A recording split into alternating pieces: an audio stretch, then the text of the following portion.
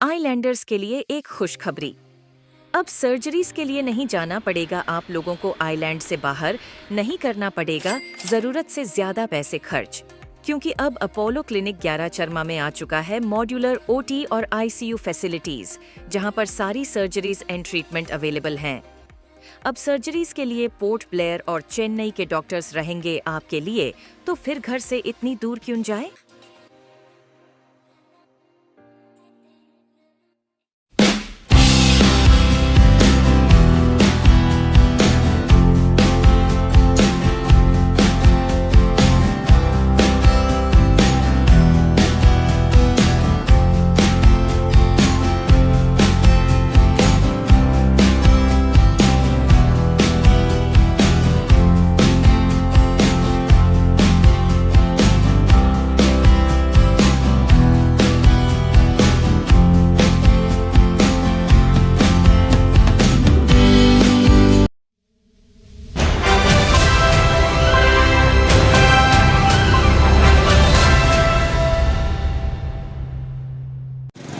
नमस्कार। तो ये जो दुकान है देखिए सामने, ये अभी फिलहाल ये ब्रेकिंग न्यूज़ है।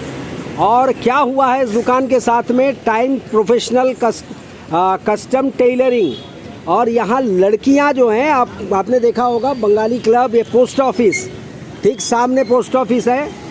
ये पोस्ट ऑफिस के ठीक ऑपोजिट, और ये गुरुद्वारा लाइन का रास्ता यहाँ से जाता है। और ये टेलर दुकान, और यहाँ पे सामान देखिए बाहर पड़ी हुई है, शटर बंद है। और इनके सामान मशीन जो बाहर या उठा कर के फेंक दिया गया है। जानेंगे, चलिए यहाँ जो बच्चियाँ लड़कियाँ जो इस दुकान को चलाती थी उनसे जानेंगे ये घटना हुआ क्या। अपना नाम बताइए। नेहा हूँ सर। ये दुकान आपका था? जी, आप शॉप मेरा है जी। मैं वो उसके जैसे 8 बजे दुकान क्लोज करके, लाउडली बोल। मैं दुकान क्लोज करके रात को 8 बजे गई थी। जी दैन सुबह 5 बजे मुझे को कॉल आया, जी। एक ऑटो वाले ने कॉल किया कि आपका दुकान का जो सामान है, मशीन है, सब टूटा फूटा हालत में बाहर पड़ा हुआ है, फेंका पड़ा हुआ है। जी। दैन मैं भागते हुए यहाँ पे आई और मैंने देखा कि सच में यहाँ पे ऐसा स्टॉक सब बाहर फेंका हुआ है। कस्टमर के कपड़े जो भी है सब बाहर बारिश में भीग गए थे, जी। ऑलमोस्ट खराब हो गए। ये दुकान कितने साल से आप चला रही थी? जी 6 साल से चला रही हूँ, 2019 से है मेरे पास। जी। मैंने लोन लेके इसको ओपन किया था। जी और यहाँ पे मेरे को पीएम योजना के थ्रू जी जी लोन मिला था, एमएसएमई को। जी हमारे जो लैंडलॉर्ड है जी। उन्होंने बहुत परेशान करके रखा था हमें 3 महीने से। लैंडलॉर्ड, उनका नाम क्या है? V Ravi. V Ravi, okay. खाली करने के लिए बोले थे, बट हम बोले कि हमारा जो अमाउंट है, एस्टिमेशन अमाउंट है, वो आप हमें दे दीजिए, हम खाली कर देंगे। बट उन्होंने क्या किया, जाके पुलिस स्टेशन में उल्टा कंप्लेंट कर दिया। अच्छा। कि हम उनको धमकी दे रहे हैं। अच्छा। ये प्रोसीजर चला, फिर हम भी परेशान हो गए, हम गए लॉयर के पास। फिर हमने नोटिस दिया कि ये एक सिविल कोर्ट का मैटर है, प्लीज़ आप इन्वॉल्व मत होइए। मैंने उन्होंने भी बंद कर दिया।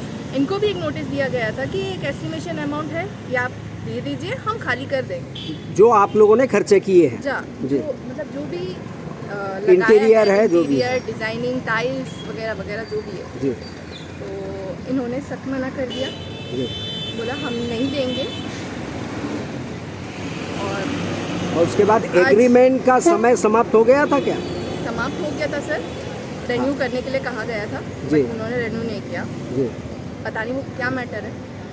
हमने बोला कि ठीक है, आप हमारा अमाउंट दे दीजिए, हम खाली कर देंगे। कल 25 तारीख रात को 12 बजे या पता नहीं, मेरे को नहीं पता, आसपास, क्योंकि सब खाली होने के बाद ही किया हुआ हरकत है जी। ये सीसीटीवी फुटेज भी है, सीसीटीवी फुटेज भी है, जी। आप चेक कर सकते हैं। सारा कपड़ा, कस्टमर के कपड़े, सब कॉस्टली क्लोथ्स है, स्टॉक्स है कम से कम 54 लाख के। इंटीरियर डेकोरेशन है 4 लाख रुपीज़, अमाउंट रखा हुआ था कैश स्टोर में। एंड मशीन्स जो है सब तोड़ दिया गया है, कैश भी रखा गया है, निकाल दिया, कैश भी रखा गया है। वो नहीं पता मेरे को, खोलेंगे तो पता चलेगा। अपना ताला डाल के चले गए। अब मैं कंप्लेन कर रही हूँ जाके स्टेशन में, तो वो बोल रहे हैं, जो भी रवि है वो बोल रहे हैं कि ताला हमने डाला है, स्टॉक जो है हमने बाहर करा है, फेंक दिया है हमने। अच्छा, वो खुद ही बोल रहे हैं कि ताला हमने डाला है और सामान भी हम ही लोगों ने बाहर कर दिया। सामान हमने फेंका है बोल रहे हैं। अच्छा, सामान आपने फेंका। मैं अपना सामान क्यों फेंकूंगी सर? हाँ, अपना सामान और अपने मशीन्स कोई ऐसे थोड़ी रोड में फेंक देता है। जो भी रात को 12 बजे के बाद कोई एक गाड़ी आ सकती है कि फेंकने के लिए। बिल्कुल। मैं रात हाँ जी। 8 बजे दुकान बंद करके गया सर।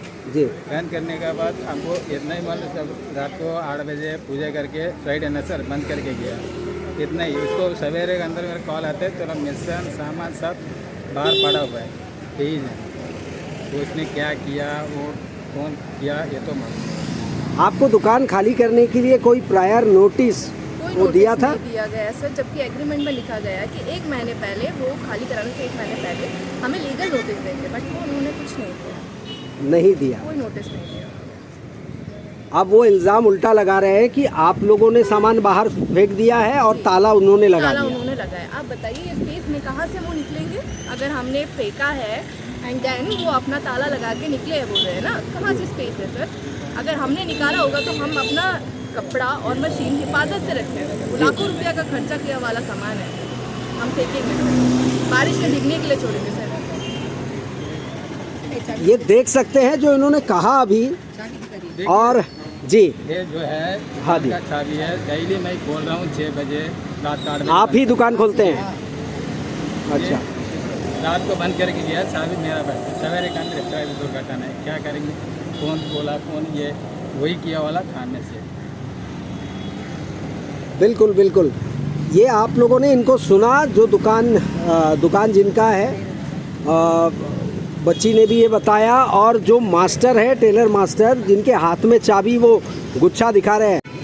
जो आपने सुना, इस दुकान को चलाने वाली वो बच्ची जिसने लोन ले रखा है प्रधानमंत्री रोजगार योजना इसके तहत MSME में। और आपको याद दिला दूं, आपने देखा भी होगा कि ये एक नारी सशक्तिकरण का एक प्रमुख उदाहरण था। ये दुकान, यहाँ पे 7 लड़कियाँ जो हैं, लेडीज़, उनको रोजगार मिली हुई थी, वो काम करते थे। जो स्क्रीन पे देख रहे हैं, लोग बैठे हुए हैं इस वक्त में हताश। मशीन वहाँ पे पड़ी हुई है, यहाँ पे मशीन इस तरीके से पड़ी हुई है, और चूल्हा जलता था 7 परिवार के। और सबसे बड़ी चीज़, जो आज जो लड़की बच्चों को सशक्त बनाने के लिए और रोजगार के साधन उपलब्ध कराने के लिए कटिबद्ध है हमारी सरकार। इस वक्त में सरकार किस तरीके से बेटियों को आगे बढ़ाया जाए, इस मुहिम पे लगी हुई है। और यहाँ पे ये दुकान चल रहा था, लाखों के देखिए कॉस्टली सामान, ये अब रोड पे ऐसे बिखरा पड़ा हुआ है। और सीधे ये इल्ज़ाम लगाना कि उन्होंने खाली किया। क्या कोई बता सकता है कि कोई अपने लाखों के सामान जब दुकान खाली करेगा, कोई घर खाली करेगा, इस तरीके से बाहर शटर के बाहर ही फेंक देगा ऐसे सड़कों पे? अब ये बड़ा हास्यास्पद है। ये एक व्यक्ति जिसने भी ये किया है, CCTV फुटेज को खंगालने के बाद में अगर पुलिस को ये मिल जाता है कि किस व्यक्ति द्वारा किया गया है और इसके मास्टरमाइंड कौन है, तो उसे बख्शा नहीं जाना चाहिए। केवल ये एक भाड़े की दुकान केवल मात्र नहीं था, ये लड़की बच्ची हैं, लड़कियां हैं, उनका परिवार, उनका घर चलता था इससे। और इनका कहना है कि कोई प्रायर लीगल नोटिस सर्व नहीं किया गया, जो अकॉर्डिंग टू इनके एग्रीमेंट के हिसाब से था। वर्बली आकर के इनको बोल कर गए थे कि खाली करो, और उसके बाद क्या ये तरीका हो सकता है? और इन्होंने ये भी नहीं कहा इनके अनुसार कि हम खाली नहीं करेंगे, हम ज़रूर खाली करेंगे, लेकिन जो खर्चा हम लोगों ने किया है दुकान को सजाने में और तमाम जो खर्चे हुए हैं, वो उसकी भरपाई, उसका कैलकुलेशन करके उनको दे दिया जाए, वो खाली करके चले जाएंगे, ये बात बता रहे हैं वो।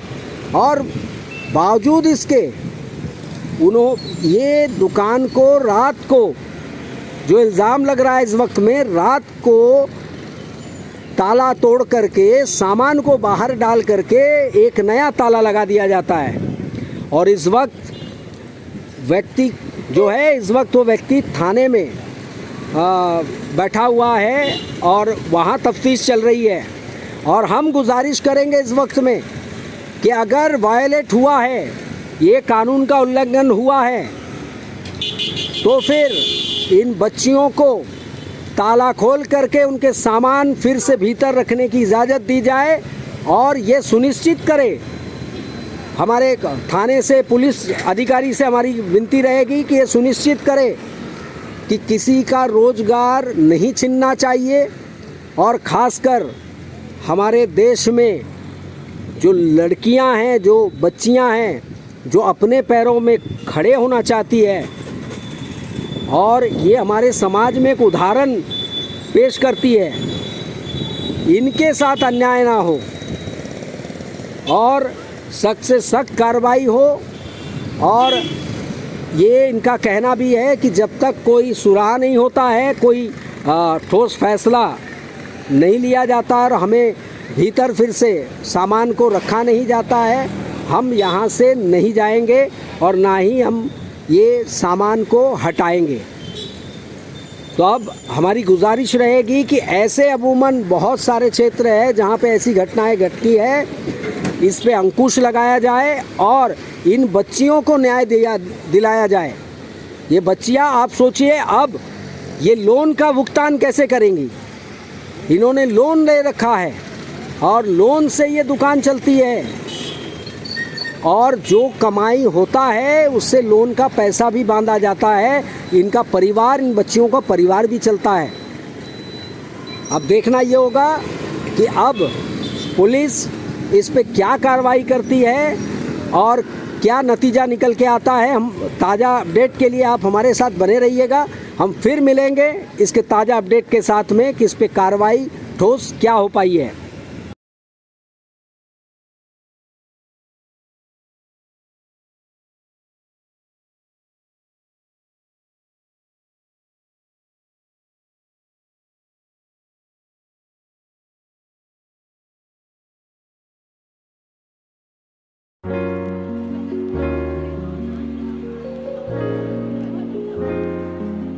मेरा नाम नवीन हल्दर, मैं महामंदिर से आया।